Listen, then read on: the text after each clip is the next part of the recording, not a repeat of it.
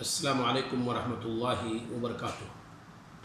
ان الحمد للہ نحمده ونستعینه ونستغفره ونعوذ باللہ من شرور انفسنا ومن سیئات اعمالنا من يهده الله فلا مضل له ومن يضلل فلا هادي له واشهد ان لا اله الا الله واشهد ان محمدا عبده ورسوله۔ اعوذ باللہ من الشیطان الرجیم۔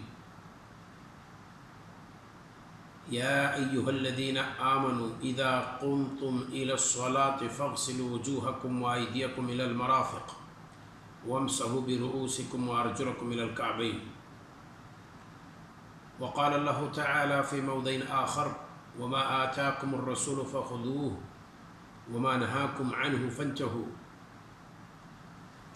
وقال نبینا المصطفى صلوات اللہ وسلامہ علیہ من توضأ نحو وضوء هذا ثم قال أشهد أن لا إله إلا الله وأشهد أن محمدا عبده ورسوله فتحت له أبواب الجنة الثمانية۔ برادران اسلام اور اسلامی خواتین، ناظرین و ناظرات، آج کے اس درس میں ارکان وضو، فرائض وضو کا تذکرہ ہم کریں گے۔ عام طور پر لوگوں نے قرآن کریم کی جو آیت ہم نے پڑھی ہے، سورہ المائدہ کی آیت نمبر 6 کا ایک حصہ پڑھا ہے، پوری آیت نہیں۔ اسی آیت کو بنیاد بنا کر کے لوگوں نے وضو کے فرائض یا اس کے ارکان کی تعین کی ہے۔ حالانکہ بنیادی طور پر ہم اس بات کو بتا دیں کہ ہمارے نبی صلی اللہ علیہ وسلم نے اپنے وضو کے اعمال کو ارکان، فرائض، واجبات، مستحبات اور سنن میں تقسیم نہیں کی ہے۔ بس آپ نے یہی کہا من توضأ نحو وضوء ھذا، جس نے ہمارے اس وضو کرنے کی طرح سے وضو کی۔ تو مطمع نظر یہی رہے کہ نبی کریم صلی اللہ علیہ وسلم سے وضو کا جو طریقہ ثابت ہے، بغیر واجبات، ارکان، فرائض، مستحبات اور سنن میں تقسیم کیے ہوئے ہم ویسے ہی وضو کرنے کی کوشش کریں جیسے ہمارے نبی صلی اللہ علیہ وسلم نے صحابہ کرام کو سکھلایا ہے۔ یہی ہمارا اور آپ کا وتیرہ ہونا چاہیے۔ بعد کے ادوار میں اعمال وضو کو لوگوں نے کچھ کو ارکان قرار دیا، کچھ کو سنن قرار دیا، کچھ کو مستحب قرار دیا، لیکن ہمارے نبی صلی اللہ علیہ وسلم سے اس طرح سے تعین ثابت نہیں ہے۔ تو وضو کے فرائض یا اس کے ارکان کی تعین کے لیے لوگوں نے اسی آیت کو استعمال کی ہے اور اسی سے استدلال کیا ہے جو آیت میں نے پڑھی ہے، سورہ المائدہ کی آیت نمبر 6۔ ہم بھی اس کی تعین کے لیے اسی آیت کی طرف لوٹتے ہیں۔ اللہ رب العالمین نے فرمایا یا ایھا الذین آمنوا اذا قمتم الی الصلاۃ، اے مومنو۔ یہ خطاب عام طور پر ہوتا ہے جب تو اس خطاب کا تقاضا یہ ہوتا ہے کہ جو حکم دیا جا رہا ہے اس پر وہی عمل کرے گا جو مومن ہوگا، یا یہ ہے کہ اگر آپ مومن ہیں تو آپ کے ایمان کا تقاضا ہے کہ آپ اس پر عمل کیجیے، یا یہ کہ یہ احکام جو ہے فائدہ دیں گے کس کو؟ جو کلمہ گو ہے، جو اہل ایمان میں سے ہے۔ غیر مسلم اگر وضو ایسے ہی کرے جیسے اللہ تعالیٰ نے بتلایا ہے تو وہ پاک نہیں ہوگا۔ انما المشرکون نجس، کیونکہ مشرکین یہ نجس ہیں، اس میں کوئی شک نہیں۔ معنوی طور پر جب تک نجاست ہے اس وقت تک حکمی نجاست پاکی انسان کو حاصل نہیں ہو سکتی ہے، یہاں تک کہ معنوی نجاست سے وہ پہلے اپنے آپ کو بری کرے، پاک کرے۔ تو یہاں اللہ رب العالمین نے فرمایا اے وہ لوگوں جو ایمان لائے ہو، اذا قمتم الی الصلاۃ، جب تم صلاۃ کے لیے کھڑے ہو، اے اذا اردتم القیام، جب صلاۃ کے لیے کھڑے ہونے یا صلاۃ ادا کرنے کا ارادہ کرو تو کیا کرو؟ فاغسلوا وجوہکم، تو اپنے چہروں کو دھو لو۔ اب ہم ترتیب سے بیان کرنے کی کوشش کر رہے ہیں کہ ارکان جسے کہتے ہیں، یا علماء نے جو ارکان کی تعین کی ہے، ورنہ بات وہی راجح ہے، وہی میں صحیح سمجھتا ہوں جو حدیث میں موجود ہے کہ نبی صلی اللہ علیہ وسلم نے جیسے وضو کی ہے ویسے آپ وضو کیجیے۔ نیت کو سب سے پہلے کر رکھتے ہیں، کیوں؟ کیونکہ وضو جہاں وسائل میں سے ہے صلاۃ کے لیے، صحت صلاۃ کے شروط میں سے ہے، اور وہیں پر وضو بذات خود عبادت بھی ہے، اور ہر عبادت کے لیے نیت ضروری ہے۔ تو اگر وضو عبادت ہے تو پھر اس کے لیے بھی نیت کی ضرورت ہے۔ اللہ کے رسول صلی اللہ علیہ وسلم فرماتے ہیں انما الاعمال بالنیات، تمام اعمال کے قبول ہونے، ان کے مردود ہونے کا دار و مدار نیت پر ہے۔ تو ہمیں اور آپ کو چاہیے کہ ہم سب سے پہلے نیت کر لیں۔ نیت کے لیے بولنے کی ضرورت نہیں ہے، بہت ساری فقہی کتابوں کے اندر موجود ہے کہ نیت بولنا چاہیے، جیسے نویت رفع الحدث، میں نے رفع حدث کی نیت کی ہے۔ اسی طریقے سے نویت ان اتوضا للصلاۃ، میں نے نیت کی ہے کہ صلاۃ کے لیے وضو کرو۔ تقربا الی اللہ، اللہ تعالیٰ کے تقرب کی خاطر۔ اور نویت الطہارہ، میں نے طہارت کی نیت کی ہے۔ تو یہ الفاظ جو بولے جاتے ہیں وضو کرنے کے پہلے نیت کے طور پر، ہمارے نبی صلی اللہ علیہ وسلم سے کہیں ثابت نہیں ہے، نہ تو صحیح حدیث میں ہے، اور نہ ضعیف حدیث میں ہے، اور نہ حسن حدیث میں ہے۔ لہذا اس طرح سے نیت کرنے کی ضرورت نہیں ہے۔ اور نیت کہتے ہیں دل کے ارادے کو۔ علامہ کاسانی نے اپنی کتاب بدائع الصنائع میں فقہ حنفی کے مصادر میں سے یہ کتاب مانی جاتی ہے، اس میں انہوں نے لکھا ہے ارادۃ القلب، نیت کہتے ہیں ارادۃ القلب، نیت دل کے ارادے کا نام ہے، بس یہی دراصل ہے، نیت یہی ہے اصل میں، اسے بولنے کی ضرورت نہیں ہے۔ اور کسی بھی عبادت میں نیت کو بولا نہیں جاتا ہے۔ خود حج اور عمرہ میں جو ہم لوگ پکارتے ہیں لبیک حجن یا لبیک عمرتن یا لبیک حجن و عمرتن، تو یہ نیت نہیں ہے، نیت دراصل وہ ہے جو آپ کے دل میں ہے کہ آپ کیا کرنے کے لیے جا رہے ہیں۔ ہاں، وہ آواز نبی کریم صلی اللہ علیہ وسلم نے بلند کی ہے، اس لیے ہم اور آپ بلند کرتے ہیں، ورنہ کسی بھی عبادت میں نیت کو بولنے کی ضرورت نہیں ہے۔ اور ہم کیوں بولیں گے؟ دل کے راز کو اللہ تعالیٰ جانتا ہے، اور عبادت ہم اللہ تعالیٰ کے لیے کر رہے ہیں، تو ہمیں بتانا کس کو؟ انسان کو تو نہیں بتانا ہے، عبادت کو بتانا تو اللہ تعالیٰ ہی کو ہو۔ اللہ تعالیٰ عالم بذات الصدور، وہ سینے کے راز کو جانتا ہے، تو پھر اللہ تعالیٰ کو بتانے کی ضرورت نہیں ہے۔ بہرحال بات لمبی نہیں کرنا چاہتا ہوں میں، نیت سب سے پہلے کر لیجیے، کیونکہ وضو عبادت ہے، اور عبادت کے صحت کے لیے نیت ضروری ہے، وہ شرط ہے۔ اور بولنے کی ضرورت ہے، بولنا بدعت خرافات ہے، لہذا اسے بولے نہیں۔ نیت آپ نے کر لی، نیت کر لینے کے بعد ہم یہاں ارکان کا تذکرہ چونکہ کر رہے ہیں، اس لیے ہم جو چیزیں سنن کے طور پر لوگوں نے ذکر کی ہے اس کا تذکرہ ہم یہاں نہیں کریں گے۔ اس کے بعد فغسلوا وجوہکم، اپنے چہروں کو دھلو۔ چہرہ کسے کہتے ہیں؟ منبت شعر، جہاں سے بال اگتا ہے وہاں سے لے کر کے ٹڈی تک، یہ لمبائی میں ہے، اور ایک کان سے لے کر کے دوسرے کان تک یہ چوڑائی میں ہے۔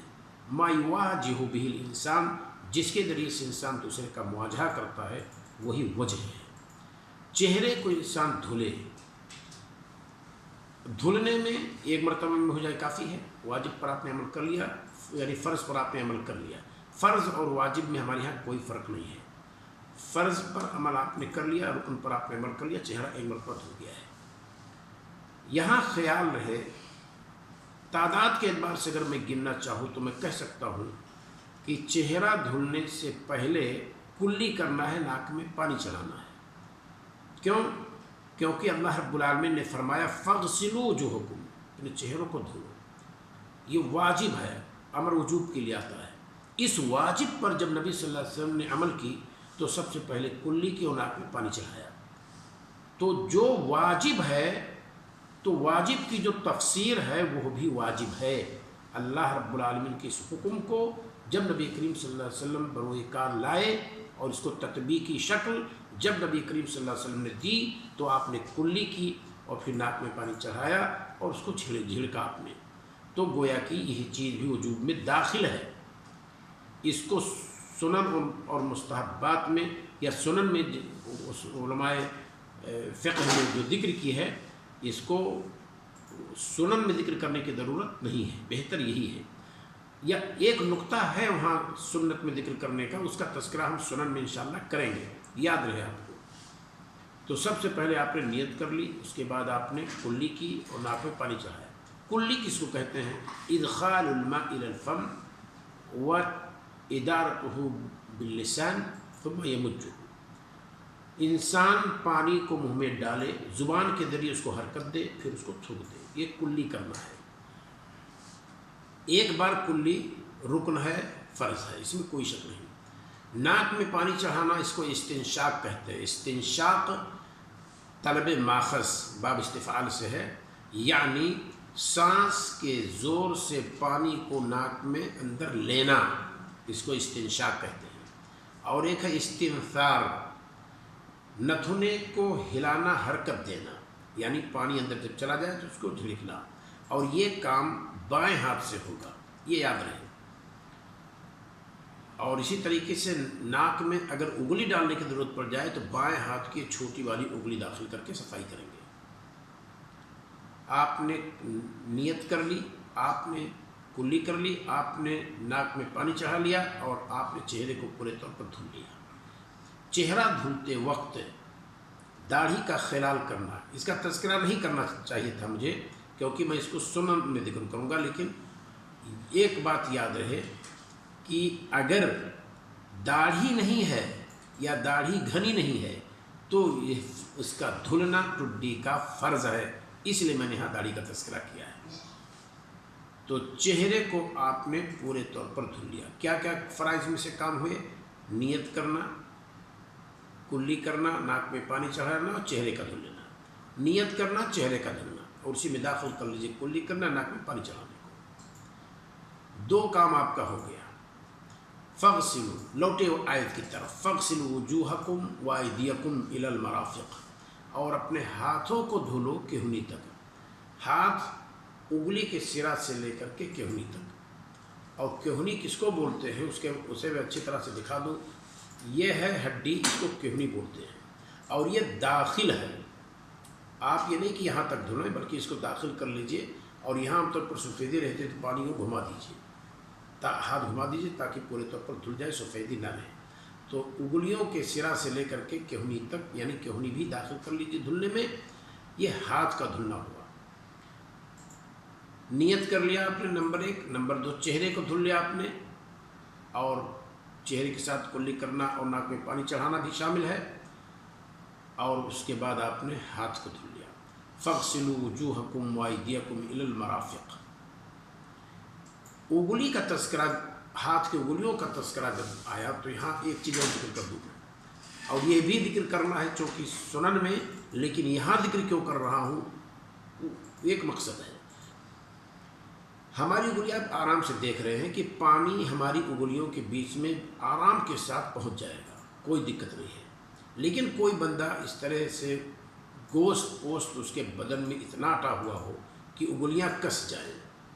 اب آپ دیکھ رہے ہیں کہ اگر یہ شکل بن جائے گوشت کے اضافے کی وجہ سے، تو عام طریقے سے پانی اگر اسے ڈال دیجئے تو شاید انگلیوں کے بیچ میں پانی نہیں جائے گا۔